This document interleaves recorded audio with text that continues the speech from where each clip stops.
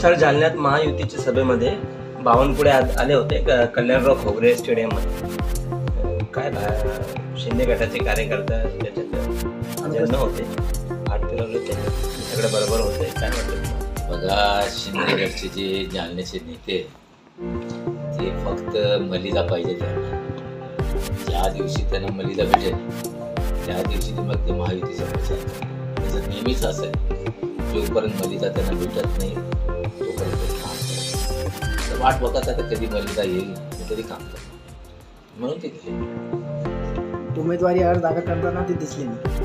मी तुम्हाला तेच याच्या 5 वर्ष अगोदर तेच बघा ना, नाटक केले त्यांनी.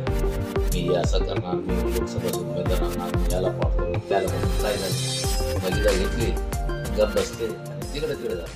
हे त्यांचं काही भांडण नाही, हे भांडण फक्त मलिदा.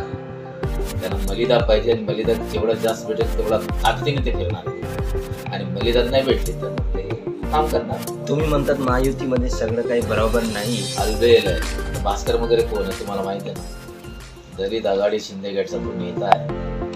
त्याने फॉर्म भरला म्हणजे कोणाचा ना कोणाचा आशीर्वाद आहे त्याला. याचा फायदा निवडणुकीमध्ये तुम्हाला होणार? निवडणूक 100% महायुतीचे जेवढे भांडण असेल त्याचा फायदा आम्हालाच होणार, दुसरा कोणाला होणार. इतर मनसेचा काही संबंधच नाही. आज दोन लोकांमध्ये फाईट आहे, काँग्रेस आणि भारतीय जनता पार्टी. आणि जेही फायदा होईल, जेही भांडण आहे, जेही माहोल आहे ते आमच्या फेवरमध्ये आहे.